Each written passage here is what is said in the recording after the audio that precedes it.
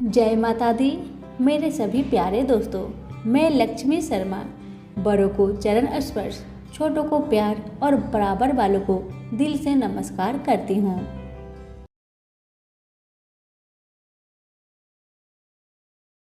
प्रेम से बोलिए गणपति बप्पा मोरिया।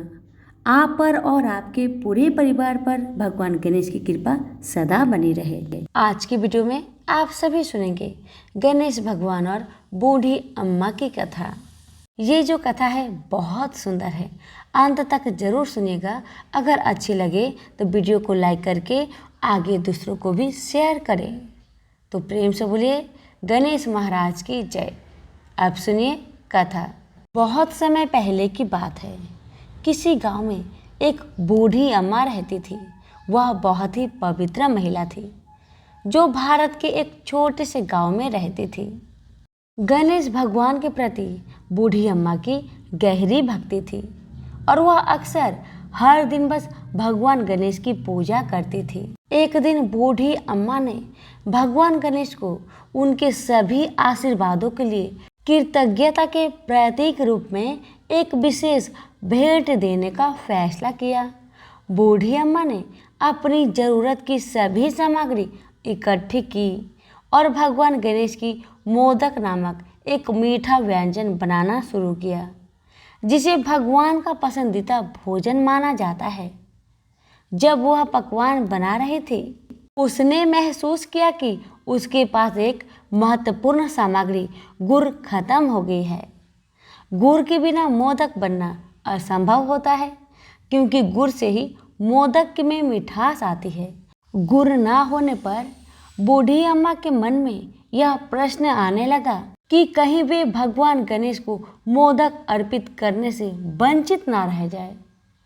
मायूस होकर बूढ़ी अम्मा ने भगवान गणेश से प्रार्थना की, हे गणेश महाराज, मेरी गुड़ कहीं गुम हो गई है, उसे ढूंढने में मेरी मदद कीजिए। उसी समय बूढ़ी अम्मा के पीछे से एक युवा लड़का आया। उसके हाथों में एक गुड़ था और लड़के ने बूढ़ी अम्मा को गुड़ दे दिया और गुड़ देने के तुरंत ही गायब भी हो गया। बूढ़ी अम्मा ने चारों तरफ अपने नजर घुमाए, मगर लड़का कहीं भी नहीं मिला। बूढ़ी अम्मा लड़के की मदद से बहुत खुश थी और आभारी थी। उसने महसूस किया कि वह लड़का कोई और नहीं बल्कि स्वयं गणेश भगवान आए थे, जिन्होंने उसे मोदक पूरा करने में मदद करने के लिए एक बच्चे का रूप धारण करके आए थे। उस दिन से बूढ़ी अम्मा भगवान गणेश के प्रति और भी अधिक समर्पित हो गई और अक्सर वह कहानी सुनाती थी कि कैसे भगवान गणेश उनकी सहायता के लिए आए थे। जैसे जैसे समय बीतता गया, बूढ़ी अम्मा और कमजोर होती गई। वह जानती थी कि पृथ्वी पर उसका समय समाप्त हो रहा है और वह मरने से पहले आखिरी बार भगवान गणेश को देखने के लिए तरस रही थी। एक दिन जब वह अपनी मृत्यु शैया पर लेटी हुई थी, तभी बूढ़ी अम्मा ने भगवान गणेश का स्मरण किया और गणेश भगवान उसके सामने अपने पूरे वैभव के साथ प्रकट हो गए। बूढ़ी अम्मा और खुशी से भर गई, क्योंकि उन्होंने अपने प्यारे भगवान को देखा। वह जानती थी कि उसका समय आ गया है और उसने भगवान गणेश से उसे अपने साथ अपने निवास पर ले जाने के लिए कहा। भगवान गणेश उनकी भक्ति से प्रभावित हुए और उनकी इच्छा पूरी की और इसलिए बूढ़ी अम्मा ने इस दुनिया को छोड़ दिया और भगवान गणेश के स्वर्गीय निवास में प्रवेश किया, जहां उसका खुले हाथों से स्वागत किया गया। उस दिन से बूढ़ी अम्मा और भगवान गणेश अविभाज्य हो गए और कहा जाता है कि वे आज भी एक विशेष बंधन साझा करते हैं। तो प्रेम से बोलिए गणेश महाराज की जय। हे गणेश महाराज, जैसे आपने बूढ़ी अम्मा पर अपनी कृपा दृष्टि बनाए रखी, वैसे ही आपकी कहानी कहने वाले, सुनने वाले, हुक्कारे भरने वाले सभी के परिवार पर अपनी कृपा सदा बनाए रखे। तो सभी मिलकर बोले गणेश महाराज की जय। किसी गांव में राजू नाम का एक व्यक्ति था। उसके परिवार में उसकी माँ, पत्नी रीना तथा एक 5 वर्ष का बेटा मनु रहता था। पूरा परिवार खुशहाल तथा प्रसन्न था। एक दिन की बात है, राजू काम से जब लौट रहा था तो उसकी तबीयत खराब हो गई। पास के गांव में वैद्य जी को बुलवाया गया। उन्होंने उसे दवाई दे दी, किंतु उसकी तबीयत में कोई सुधार न हुआ। तब कुछ समय बाद उसकी मृत्यु हो गई। अब परिवार की आजीविका पर संकट आ पड़ा। इधर राजू की माँ का व्यवहार राजू की पत्नी तथा बेटे पर दिन खराब होता चला जा रहा था। वह दोनों को खूब ताने देती तथा भला बुरा कहती। एक दिन रीना की सास ने माँ बेटे को घर से निकाल दिया। दोनों रोते रोते घर से चले गए। अब सबसे बड़ा प्रश्न था कि आखिर इतने बड़े गांव में कौन उन्हें आश्रय देगा। कुछ दूर चलने पर उन दोनों को भगवान गणेश जी की एक भव्य मंदिर दिखाई दिया। मंदिर में एक बुजुर्ग पुजारी रहते थे। उनकी दृष्टि इन दोनों पर पड़ी तो उन्हें मंदिर में बुलाया तथा रोने का कारण पूछा। रीना ने रोते हुए उन्हें सारी बात बताई। पंडित जी यह बात सुनकर दुखी हुए तथा उन्होंने अपनी परिचित के खाली पड़े मकान में उन्हें स्थान प्रदान कर दिया। मंदिर में ही जो चढ़ावा आता था उसका थोड़ा भाग वह रीना और उसके पुत्र के लिए भेज दिया करते थे। रीना ने सोचा चढ़ावे के पैसे से घर चला पाना कठिन है तथा उसे घर चलाने के लिए कोई काम करना चाहिए। पंडित जी प्रतिदिन सुबह जल्दी उठते, मंदिर की साफ सफाई करते तथा भगवान को अर्पित करने के लिए फूल तोड़कर लाते। यह देखकर रीना ने उनसे कहा कि पंडित जी आपके स्थान पर मैं फूल तोड़कर लाया करूंगी और उसकी सुंदर सुंदर माला तैयार कर दिया करूंगी। पंडित जी ने कहा अच्छी बात है, तुम माला तैयार करके उन्हें बेचकर पैसे भी कमा सकती हो। रीना को यह सुझाव अच्छा लगा। अगली सुबह उसने गणेश जी का आशीर्वाद लेकर माला बेचने का काम शुरू कर दिया। उसका बेटा मनु भी माँ के काम में हाथ बटाया करता था। ताजे फूलों से बना माला देखकर ग्राहक उसी से फूल की माला खरीदने लगे। कुछ ही दिनों में भगवान गणेश जी की कृपा से उसका काम बहुत अच्छा चलने लगा। उन्होंने जल्दी ही एक छोटी सी दुकान भी ले ली। तो वर्ष के बाद उसका बेटा मनु भी बड़ा हो चला। एक दिन मंदिर में उस गांव के एक व्यापारी की पुत्री अपनी माँ के साथ आई। जब उसने रीना की दुकान से फूल लिए तो उसकी दृष्टि मनु पर पड़ी। तो व्यापारी की पत्नी ने उनके बारे में पंडित जी से पूछा। पंडित जी ने सारी बातें बताई। उसके बाद वह घर लौट गए। श्याम को व्यापारी से उसकी पत्नी ने उन माँ बेटे के बारे में बताया तथा अपनी पुत्री की शादी उससे करने का विचार बताया। व्यापारी को भी वर अपनी कन्या के लिए उचित लगा और विवाह के लिए तैयार हो गए। गणेश जी के मंदिर में दोनों का विवाह बड़े ही धूमधाम से संपन्न हुआ। उस व्यापारी के कोई पुत्र न था, इसलिए उसने मनु को भी अपने साथ व्यापार में लगा लिया। मनु के परिश्रम तथा ईमानदारी से व्यापार में खूब प्रगति हुई। इधर रीना की सास की अवस्था खराब रहने लगी। वह अकेले रहती तथा खराब स्वभाव के कारण कोई भी उसकी सहायता न करता। एक दिन रीना अपने पुत्र से बोली, बेटा तुम्हारी दादी बिल्कुल अकेली है तथा वृद्धावस्था के कारण बीमार भी रहती है। उन्होंने सोचा कैसे भी व्यवहार किया हो, किंतु है तो तुम्हारी दादी, उन्हें इस अवस्था में अकेला छोड़ना उचित ना होगा। आज भगवान श्री गणेश की दया से हम संपन्न हैं, तो क्यों ना उन्हें अपने साथ ही रख ले। अगले दिन रीना अपने पुत्र तथा बहू के साथ सास के घर पहुंची। दादी ने जब उन्हें देखा तो बहुत खुशी हुई, साथ ही उन्हें अपने करने पर पछतावा भी हुआ, जिस कारण उसकी आंखों में आंसू आ गए। उन्होंने अपनी बहू रीना से अपने व्यवहार के लिए क्षमा मांगी। रीना ने अपनी सास को क्षमा कर दिया और अपने साथ घर ले आई तथा सभी साथ रहने लगे। और प्रेम पूर्वक गणेश महाराज की पूजा करने लगे। उनकी कृपा से घर में सदा ही अन्न धन के भंडार भरे रहते। प्रेम से बोलिए गणेश महाराज की जय। ऋषिकेश में गंगा जी के किनारे एक संत रहा करते थे। वह जन्म से अंधा थे और उनका नित्य नियम था कि वह शाम के समय ऊपर गमन चुंबी पहाड़ में भ्रमण करने के लिए निकल जाते थे और पहाड़ों के ऊपर जाकर गणेश भगवान का नाम जापा करते थे। उनके नाम से कीर्तन करते थे, उनका गुणगान किया करते थे।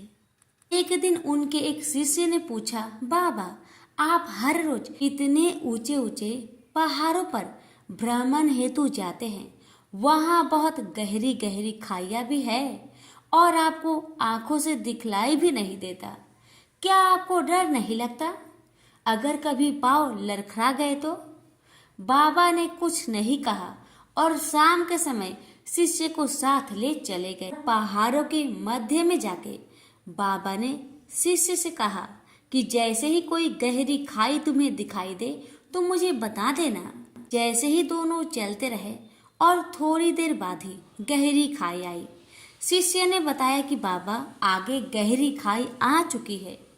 बाबा ने कहा मुझे इसमें धक्का दे दो।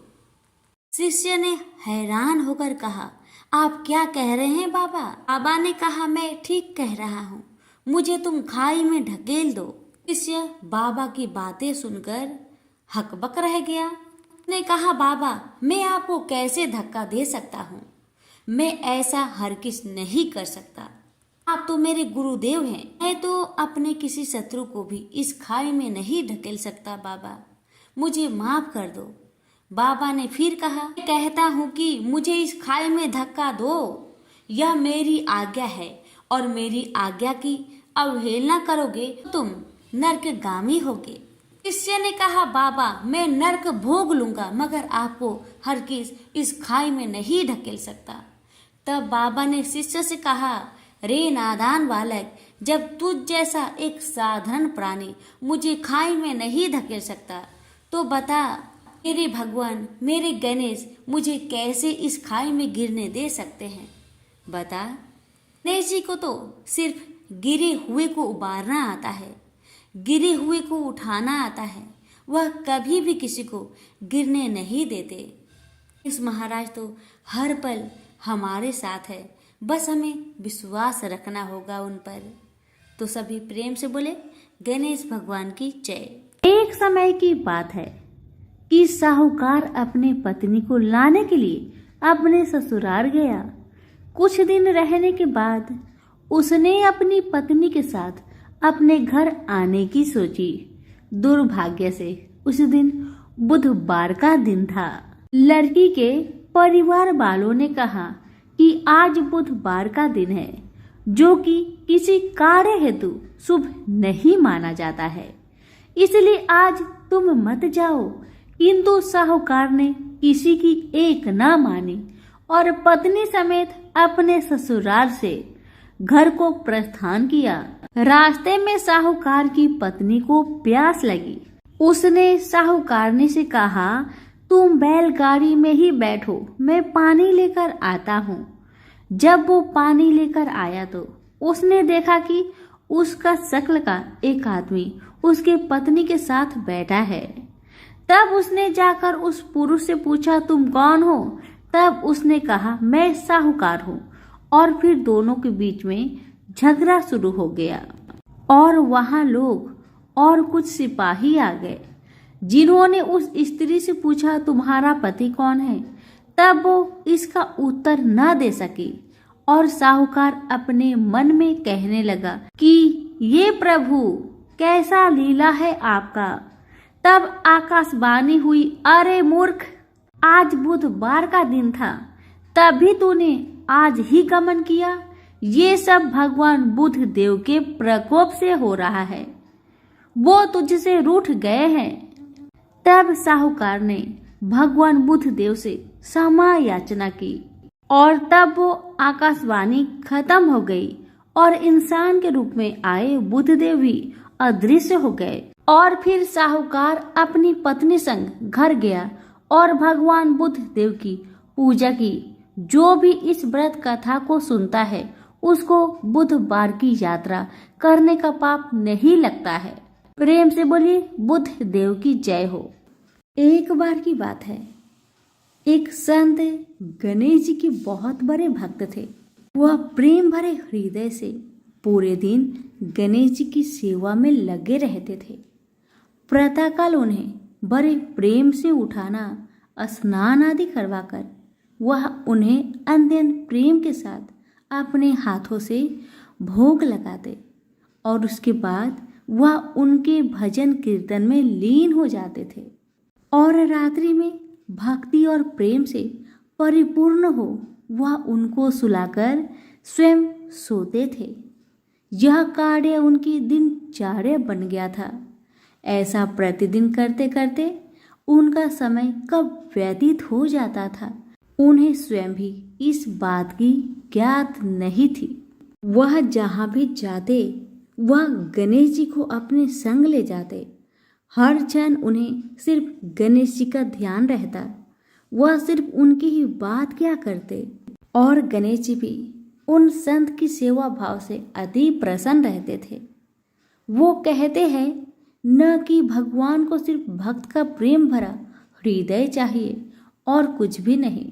यह बात इस कहानी से सिद्ध हो जाती है कि भगवान को सिर्फ प्रेम और भक्ति की शक्ति से ही बस में किया जा सकता है। एक बार वह संत कुछ अन्य संतों के साथ ट्रेन की यात्रा कर रहे थे। वह संत अपने साथ गणेश जी को भी अपनी यात्रा में ले आए और अपनी साथ वाली सीट पर उन्हें विराजमान कर उनको प्रणाम किया। अब उन संत ने अन्य संतों के साथ मिलकर प्रभु की भक्ति में ओल प्रेत होकर प्रभु का भजन कीर्तन आरंभ कर दिए। गणेश भजन और कीर्तन की समाप्ति के पश्चात वह सभी संत प्रभु भक्ति की चर्चा में लीन हो गए और कब उनकी मंजिल आ गई उन्हें पता भी नहीं चला। सभी संत एक साथ ट्रेन से नीचे उतरकर स्टेशन से बाहर आ गए और आश्रम पहुंच गए। आश्रम में पहुंचकर जब उन संत का भोजन का समय हुआ तो उन संत ने सोचा कि गणेश जी के भोग का समय भी हो चुका होगा। बिना गणेश जी को भोग लगाए मैं भोजन कैसे ग्रहण कर सकता हूँ? और गणेश जी को भोग लगाने के लिए भोग की तैयारी करने लगे। किंतु यह क्या, जब वह संत भोग लगाने के लिए गणेश जी को अपने बक्से में से निकालने लगे तो गणेश जी तो वहां पर विराजमान थे ही नहीं। यह दृश्य देखकर संत को बहुत आघात लगा।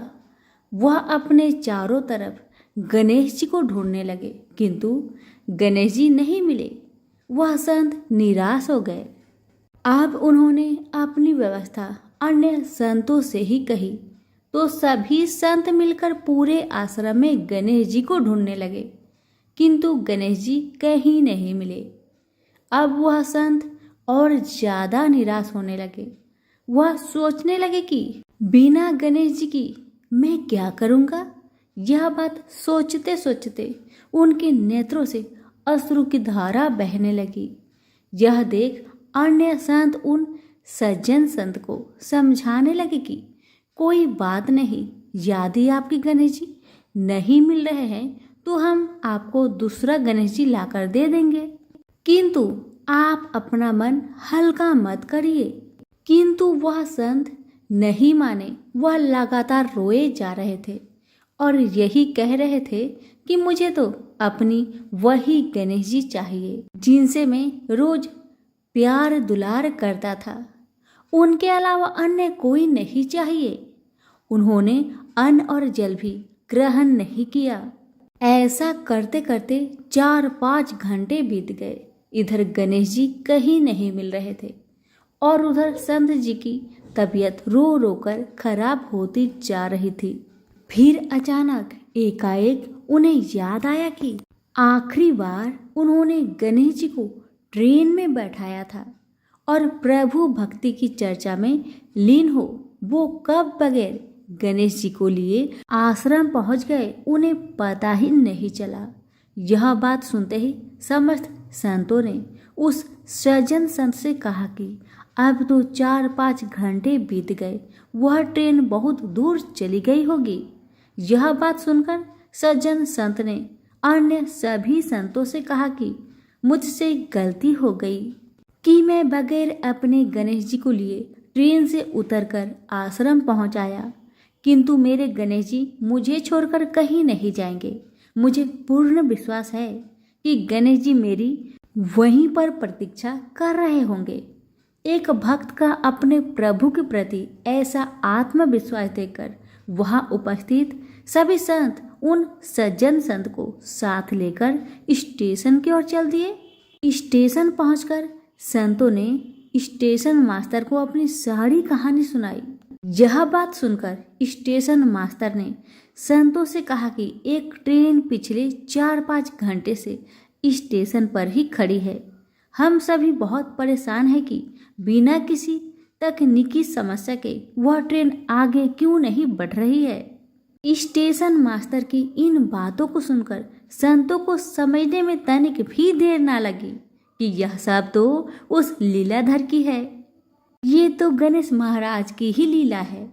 और वह मुस्कुराते हुए अपने ठाकुर को लेने चल दिए।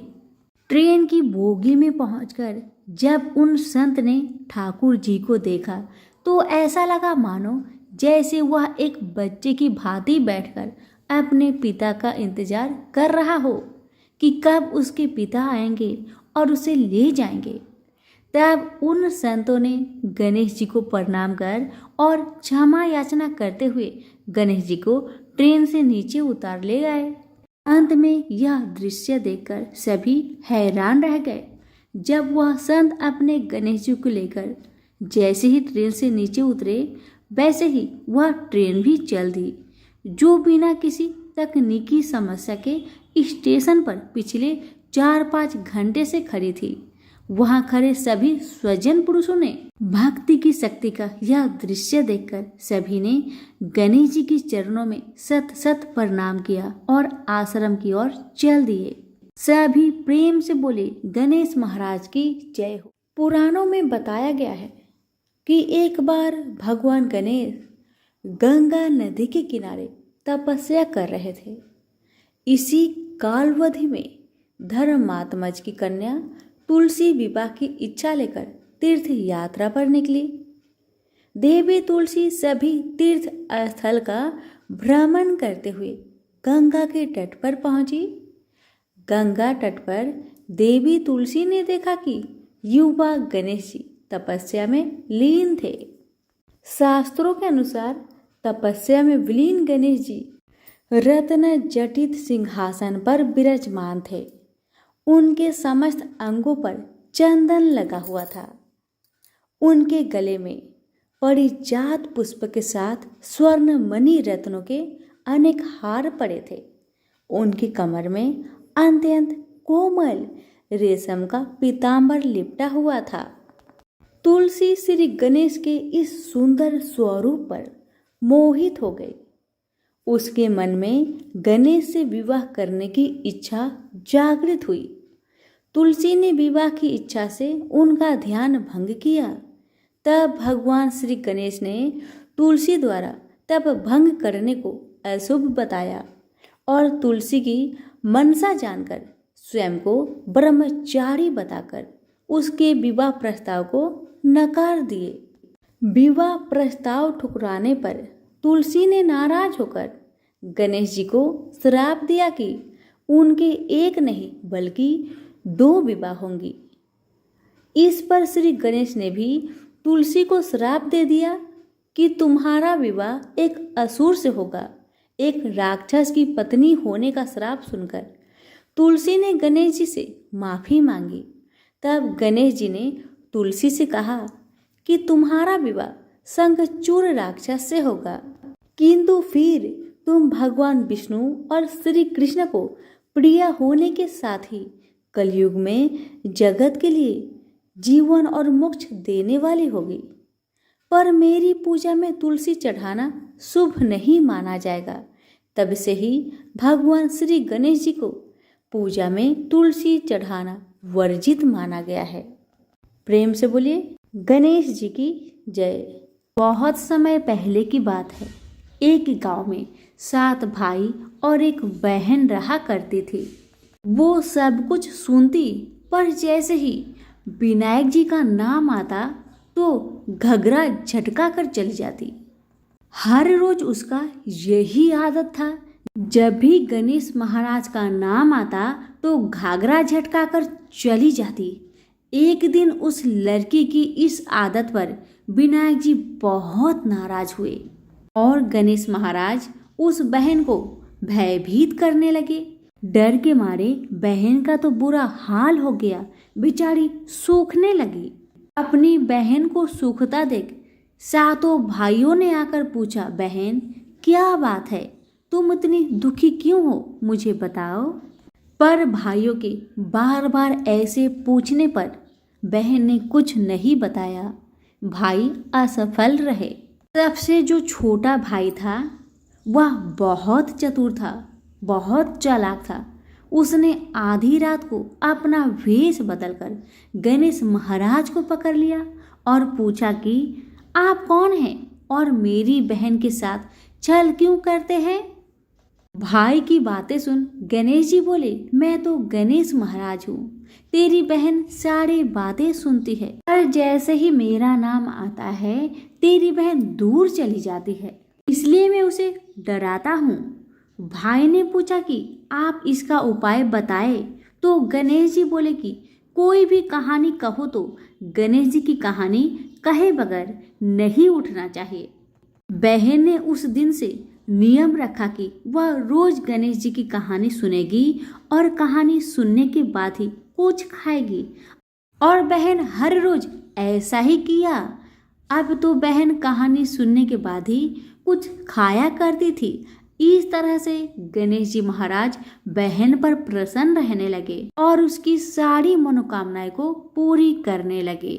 गणेश महाराज की आशीर्वाद से उस बहन को अच्छा घर और अच्छा वर मिला। तो प्रेम से बोलिए गणेश महाराज की जय हो।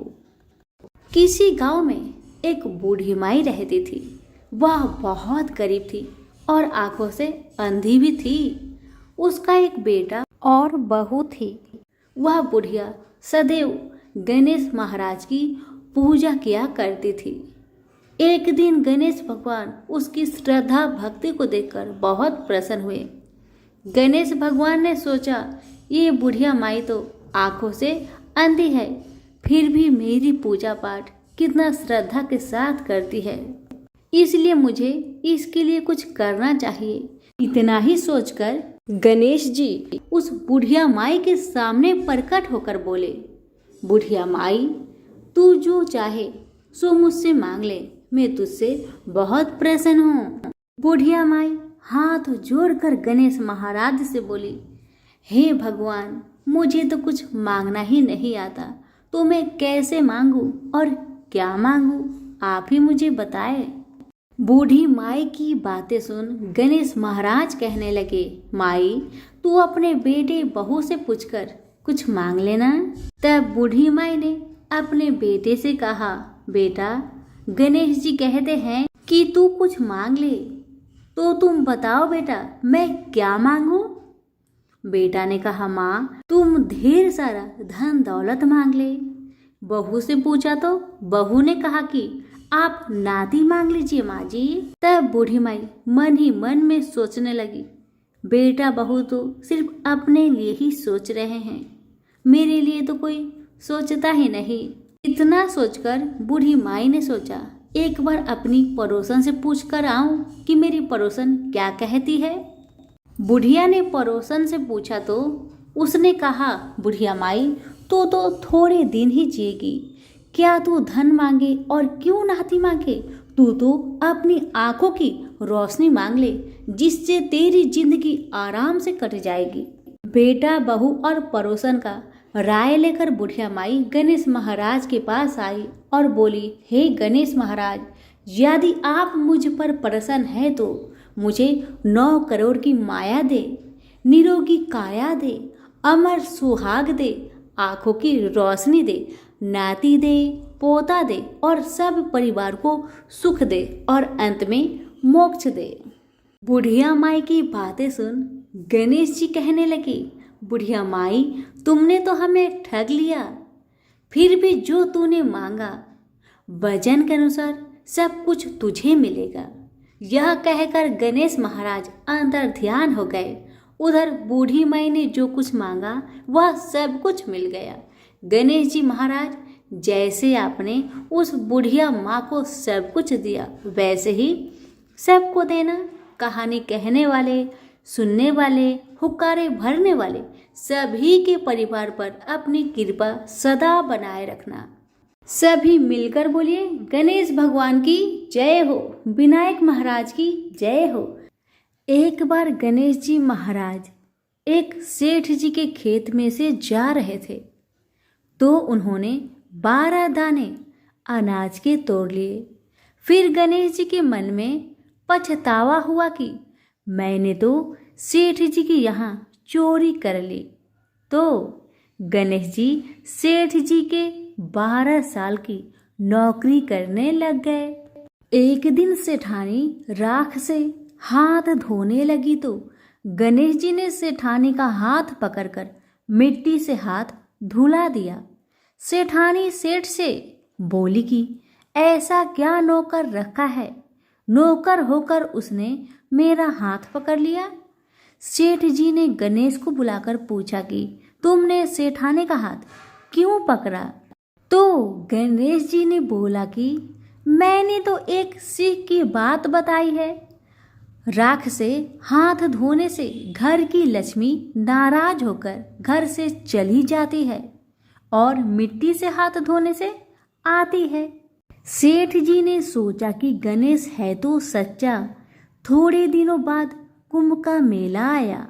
सेठ जी ने कहा, गणेश, सेठानी को कुंभ के मेले में स्नान करा के ले आओ। सेठानी किनारे पर बैठकर नहा रही थी तो गणेश जी उनका हाथ पकड़कर आगे डुबकी लगवा लाए। घर आकर सेठानी ने सेठ से कहा कि गणेश ने तो मेरी इज्जत ही नहीं रखी और इतने सारे आदमियों के बीच में मुझे घसीटकर आगे पानी में ले गए। तब सेठ जी ने गणेश जी को पूछा कि ऐसा क्यों किया? तो गणेश जी ने कहा कि सेठानी किनारे बैठकर गंदे पानी से नहा रही थी तो मैं आगे अच्छे पानी में डुबकी लगवाकर ले आया। इससे अगले जन्म में बहुत बड़े राजा और राजपाट मिलेगा। सेठ जी ने सोचा कि गणेश है तो सच्चा। एक दिन घर में पूजा पाठ हो रही थी, हवन हो रहा था। सेठ जी ने गणेश को कहा कि जाओ सेठानी को बुलाकर ले आओ। गणेश जी सेठानी को बुलाने गया तो सेठानी काली चुनरी ओढ़कर चलने लगी तो गणेश जी ने काली चुनरी फाड़ दी और कहा कि लाल चुनरी ओढ़ के चलो। सेठानी नाराज होकर सो गई। सेठ जी ने आकर पूछा, क्या बात है? तो सेठानी ने बोली कि गणेश ने मेरी चुनरी फाड़ दी। सेठ जी ने गणेश को बुलाकर बहुत डांटा और कहा, तुम बहुत बदमाशी करते हो। तो गणेश जी ने कहा, पूजा पाठ में काला वस्त्र नहीं पहनते हैं, इसलिए मैंने लाल वस्त्र के लिए कहा। काला वस्त्र पहनने से कोई भी शुभ काम सफल नहीं होता है। फिर सेठानी ने सोचा कि गणेश है तो समझदार। एक दिन सेठ जी पूजा करने लगे तो पंडित जी ने बोला कि वो गणेश जी की मूर्ति लाना भूल गया, अब क्या करे? तो गणेश जी ने बोला कि मेरी को ही मूर्ति बनाकर विराजमान कर लो, आपके सारे काम सफल हो जाएंगे। यह बात सुनकर सेठ जी को भी बहुत गुस्सा आया और वो बोले कि तुम तो अब तक सेठानी से ही मजाक करते थे, मेरे से भी करने लग गए। तो गणेश जी ने कहा, मैं मजाक नहीं कर रहा हूँ, मैं सच बात कह रहा हूँ। इतने में ही गणेश ने गणेश जी का रूप धारण कर लिया और सेठ और सेठानी ने ही गणेश जी की पूजा की। पूजा खत्म होते ही गणेश जी अंतर ध्यान हो गए। सेठ सेठानी को बहुत धोखा हुआ और उन्होंने कहा कि हमारे पास तो गणेश जी रहते थे और हमने उनसे इतना काम करवाया। तो गणेश जी ने सपने में आकर सेठ जी को कहा कि आपके खेत से मैं 12 अनाज के दाने तोड़ लिया था, उसी का दोष उतारने के लिए मैंने आपके यहाँ काम किया था। गणेश जी की कृपा से सेठ जी के करोड़ों की माया हो गई। हे गणेश जी महाराज, जैसे सेठ जी को दिया वैसा सबको देना, कहते को सुनते को और सारे परिवार को दे। प्रेम से बोलिए जय श्री गणेश। धन्यवाद।